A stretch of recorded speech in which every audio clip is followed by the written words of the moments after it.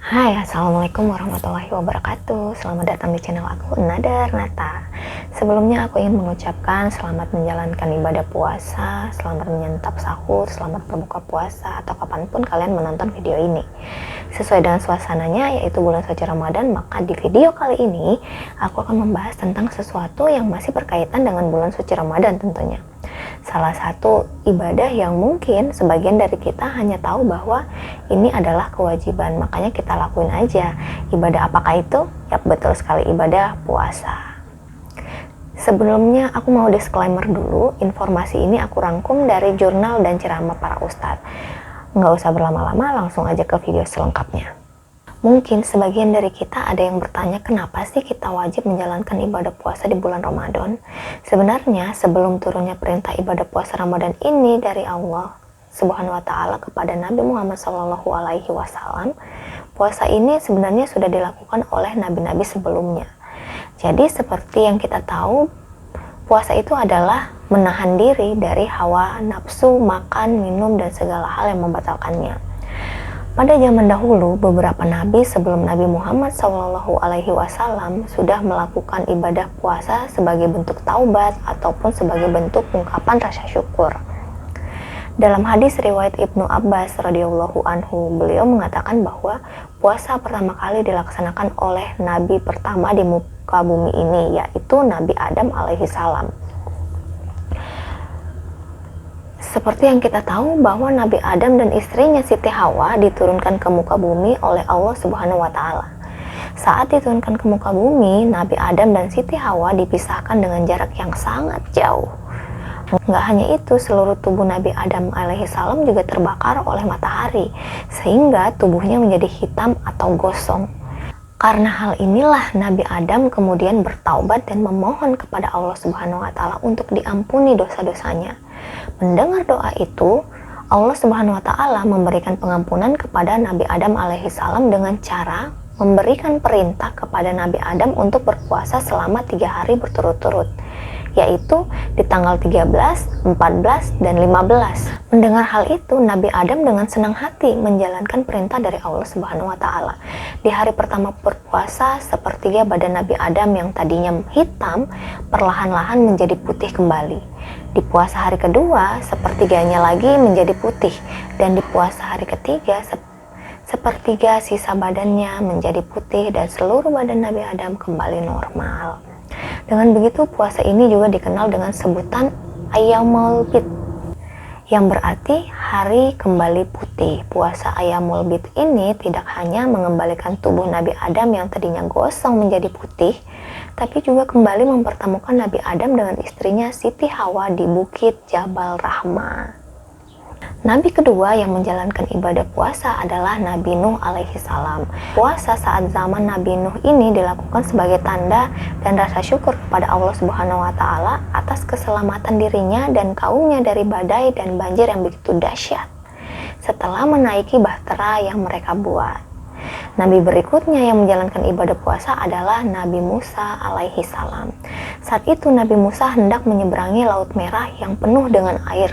Hingga kemudian Allah Subhanahu wa Ta'ala menurunkan wahyu kepada beliau untuk memukulkan tongkatnya ke arah laut yang membuat laut itu menjadi terbelah. Hingga Nabi Musa dan kaum Bani Israel bisa melewati jalan itu sampai ke seberang. Sesampainya di seberang, beliau memukulkan kembali tongkatnya hingga Fir'aun dan bala tentaranya yang mengikuti pun tenggelam. Peristiwa inilah yang membuat Nabi Musa memerintahkan kaumnya untuk berpuasa pada hari 10 Muharram sebagai bentuk rasa syukur kepada Allah Subhanahu wa Ta'ala karena selamat dari kerjaan Fir'aun. Puasa ini kemudian dikenal dengan istilah puasa Asyura. Selain itu, Nabi Musa alaihi salam juga pernah melaksanakan puasa selama 40 hari 40 malam untuk menerima wahyu dari Allah Subhanahu wa Ta'ala di Bukit Sinai. Lanjut lagi ke nabi berikutnya yang menjalankan ibadah puasa adalah Nabi Daud alaihi salam dan umatnya yang melaksanakan ibadah puasa setiap 2 hari sekali atau berselang-seling, yaitu sehari puasa besoknya tidak, dan seterusnya. Puasa yang dilakukan Nabi Daud ini kita kenal dengan sebutan puasa Daud. Setelah keempat nabi tersebut menjalankan ibadah puasa, barulah Rasulullah Shallallahu Alaihi Wasallam juga menjalankan ibadah puasa. Dalam sebuah riwayat disebutkan bahwa Rasulullah selalu melaksanakan puasa selama 3 hari pada setiap bulannya. Tapi pada saat itu beliau menjalankannya seorang diri, belum meminta umatnya untuk berpuasa. Rasulullah terus melakukan kebiasaan itu sampai kemudian beliau bersama para sahabat hijrah ke Madinah. Setelah hijrah ke Madinah, Rasulullah menemukan bahwa Yahudi yang tinggal di sana ternyata berpuasa pada tanggal 10 Muharram. Nah, melihat hal itu, Rasulullah bertanya kepada seorang sahabatnya, "Wahai sahabatku, puasa apakah yang dilakukan oleh kaum Yahudi?" tanya Rasulullah. Sahabat tersebut menjawab, "Ya Rasulullah, mereka sedang menjalankan puasa Asyura untuk memperingati selamatnya Nabi Musa dari kejaran Fir'aun." Mendengar jawaban sahabat itu, Rasulullah berkata lagi, "Aku lebih berhak menjalankan puasa tersebut." Dan mulai saat itu Rasulullah menjalankan puasa Asyura yang dilakukan juga oleh kaum muslimin. Tapi kewajiban menjalankan ibadah Asyura ini atau puasa Asyura ini tidak berlangsung lama, teman-teman. Karena setahun berikutnya Rasulullah menerima wahyu dari Allah Subhanahu wa taala tentang syariat puasa yang khusus diturunkan untuk kaum muslimin. Dan puasa inilah yang menjadi cikal bakalnya puasa Ramadan. Jadi 1 tahun setelah Rasulullah Shallallahu Alaihi Wasallam dan para sahabat hijrah ke Madinah, Allah Subhanahu Wa Taala menurunkan beberapa wahyu sebagai penyempurna syariat Islam. Wahyu yang pertama yaitu Allah meminta kaum muslimin mengganti kiblat sholat dari yang awalnya ke Masjidil Aqsa berubah menjadi ke Masjidil Haram. Sebagian besar ulama menganggap bahwa pergantian kiblat itu untuk membedakan umat muslim dengan umat-umat sebelumnya. Karena pada saat itu kaum Nasrani dan juga Yahudi juga sama-sama beribadah mengarah ke Masjidil Aqsa.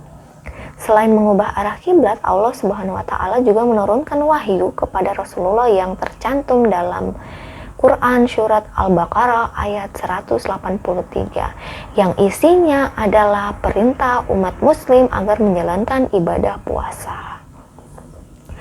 Dan wahyu itu pun kemudian dilanjutkan lagi dengan turunnya Quran surat Al-Baqarah ayat 185 yang menyebutkan bahwa puasa tersebut harus dilakukan ketika bulan Ramadan. Ya inilah dia ini yang kita sebut puasa Ramadan. Setelah perintah itu diturunkan, Rasulullah sudah tidak lagi mewajibkan puasa Asyura. Sebagaimana dikatakan dalam sebuah riwayat, Rasulullah Shallallahu Alaihi Wasallam bersabda bahwa barang siapa yang mau saum hari Asyura, laksanakanlah, dan barang siapa yang tidak mau maka tinggalkanlah. Sehingga sampai sekarang satu-satunya puasa wajib bagi umat muslim adalah puasa Ramadan. Di awal menjalankan puasa Ramadan, umat muslim benar-benar merasa kesulitan. Kenapa? Karena puasa Ramadan ini harus dijalankan selama 30 hari berturut-turut. Sedangkan umat muslim ini belum terbiasa menjalankan puasa selama itu. Dalam sebuah riwayat dikatakan bahwa pada masa itu bulan Ramadan ini terjadi di musim panas yang hawanya sangat gersang dan juga tandus. Umat muslim harus tetap beraktivitas sembari menahan haus dan lapar seharian penuh. Dalam riwayat lain disebutkan bahwa umat muslim pada saat itu hanya makan sahur seadanya, hanya berupa kurma dan tepung yang dikasih air dalam jumlah yang enggak banyak. Perjuangan dalam menjalankan ibadah puasa ini tidak hanya sampai di situ aja, karena pada saat 17 Ramadan Rasulullah mengajak kaum muslimin berperang melawan kafir Quraisy yang disebut dengan Perang Badar. Pada saat itu sebanyak 313 pasukan muslim harus bertempur di medan perang sambil menjalankan ibadah puasa Ramadan. Jadi bisa dibayangin ya seberat apa puasa di zaman Rasulullah. Dalam sebuah riwayat disebutkan bahwa pasukan muslim diberikan keringanan untuk membatalkan puasa. Sehingga selama perang berlangsung pasukan muslim dalam keadaan tidak berpuasa. Terlepas dari perbedaan riwayat itu, puasa Ramadan yang dijalankan oleh kaum muslimin pada tahun pertama sangatlah berat. Dan karena itulah di tahun-tahun berikutnya Allah Subhanahu wa taala memberikan keringanan bagi kaum muslimin berupa perubahan hukum puasa Ramadan.